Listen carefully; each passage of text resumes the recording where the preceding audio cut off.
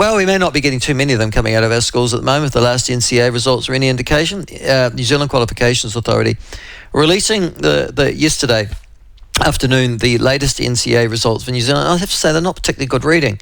Education Minister Erica Stanford responded to them by suggesting that she knows they're not good reading. But our next guest, Alwyn Poole, educational consultant, former school principal himself, who studies these things, I think probably as much for train spotting hobby as for any form of professionalism, joins us now. Alwyn, welcome to the show. Welcome. I got two issues, Michael, with your intro. First of all, hello. I really did. Hello? Hello, Alwyn. Yes, I'm here. How are you? Okay, I've got a few issues with your intro. First of all, I didn't want to imagine a condom evaporating off your penis. No, well, Secondly, Golkani's book on why we are living longer, healthier lives is remarkable, as was Julian Simon's The Ultimate Resource a few years ago. And no, I do this for a living. It's not train spotting, isn't it? So, you're very good at it, though. I think you're the only person who does it with this. There should be somebody in the ministry, but even if there was, they wouldn't be doing this, would they? Well, they wouldn't want to uncover the truth. That would be fair. No. So thank you for having me on. No, it's lovely to have you back. Listen, you looked yesterday at the NCEA and University Entrance Attainment results. I think they're published they're the final results published for 2023. And you make the point that in actual fact they're slightly misleading. You say that the UE results are over-reported or overestimated. Is that correct? Yeah, so there are effectively two data sets. One is this set, which I call the cohort set. So it looks at the kids who are in Year 11, Year 12, Year 13, and how they do. What it doesn't include is the fact that a lot of kids have left prior to sitting these qualifications. Yeah. And I'll give you a really clear example, and I don't mean to pick on a school, but sometimes you've just got to be very clear. So Rotorua Boys High School put out earlier this year that their Year 13 students got NCEA Level 3 at 95%.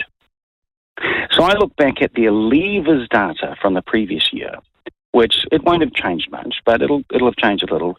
But their leavers data, the kids who have come to the school expecting an education, their families who expected an education, their NCEA Level 3 results are actually about 44%, and the university entrance is 14.3%. And so the data that we really want to know is the leavers data, which comes out a bit later. But there is some instructive stuff in what came out yesterday. Okay, so essentially you're saying, and listen, we all know, if a kid leaves school, it's to go into a trade, say, halfway through Year 12, they drop out of the stats, so they won't be counted as part of your Year 13 percentage that got UE necessarily. Yeah, but if they were all going into a trade, I probably wouldn't have an issue. Yeah. But lots are going into, so from that particular example, pretty much half of the kids are going to no tertiary progression at all, including trades. And so you've got a situation where you go, okay, well, let's say Year 11, hopefully not too many kids have left before that. And so those results went down nationally by 3.2%. That's pretty significant. And that's a year... Yes. Yep. Yes. No, it is.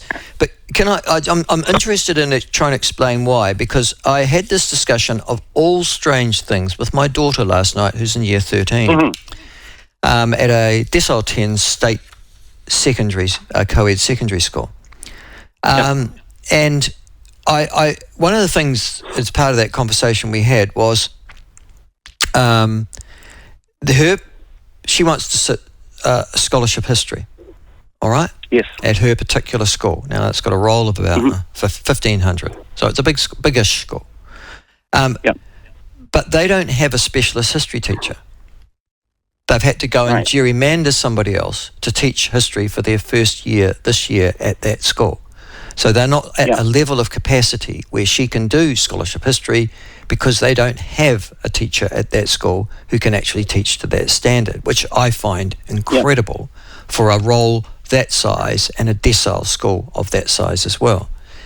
But that is exactly what Chris Abercrombie, the president of the Post-Primary Teachers Association, picked up yesterday.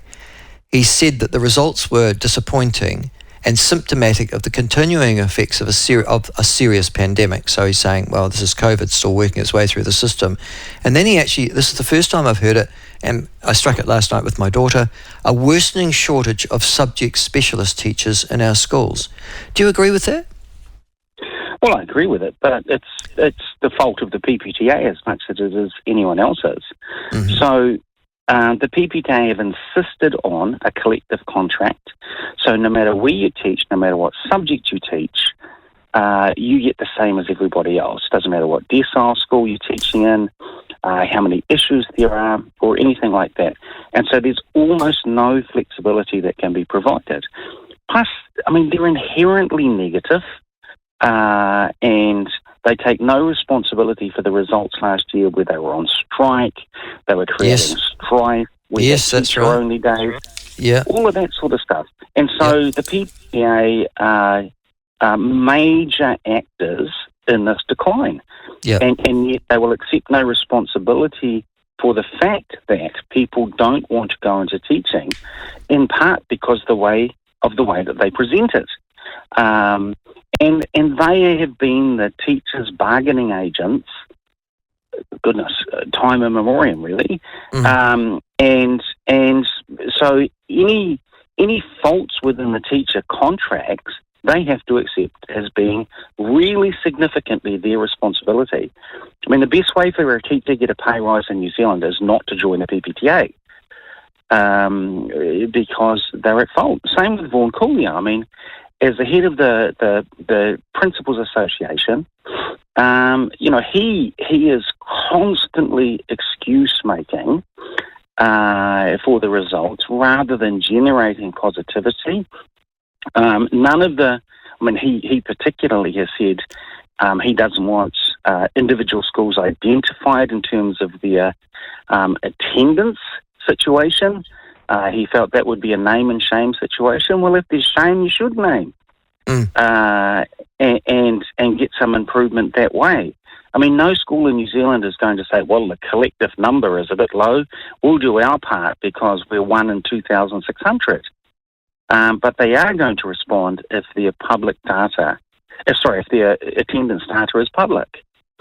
There's a part of me, and I guess everybody listening to this, Alwyn, too, who thinks, yes, we know schools are useless, and there are a lot of useless teachers out there, and the PPTA and the NCEA have been protecting them for a long period of time. But ultimately, we know that, well, I surmise, do we know that instinctively, intuitively, or do we actually rely upon data to tell us that the lower the socioeconomic economic status of the school, the lesser they will turn out in terms of results? And theoretically... No, it's not fact. That's an excuse. Because, once again, you look at the schools like St. Joseph Māori Girls, you look at Manakura, you look at these schools who really do buck the trend, and you go, right, what are they doing? And how can we mimic that success? And I think that's a big deal. So the PPTA, if they were actually intent on improving education for kids, they would say, right, how do we incentivise teaching in these, what are now called high equity index number schools, what were formerly called low decile schools? How do we get the best people there? What do we need to do? What has to change in terms of our contract? And I guess one of the really disappointing things at the moment is that we've got this... When you're going away, we need to bring you back. You got me? Yep, you got me back? Yeah. Okay, so it's not necessarily a bad thing at all, but this... Even yesterday's media focused on this 1 hour a day of reading, writing and math for our 5 to, 12-year-olds. Well, the kids currently in secondary school need incentivising and need leadership. Yes. So you're saying that it's not good enough to have that sort of common core curriculum and guidelines and standards. You've actually got extended into years 9 and 10 as well. Well, I think this year it was really important that Erica Stanford said, okay, this is the results. These are our goals for this year. What are secondary schools going to do for their year 13s, 12s, and 11s this year to improve their outcomes?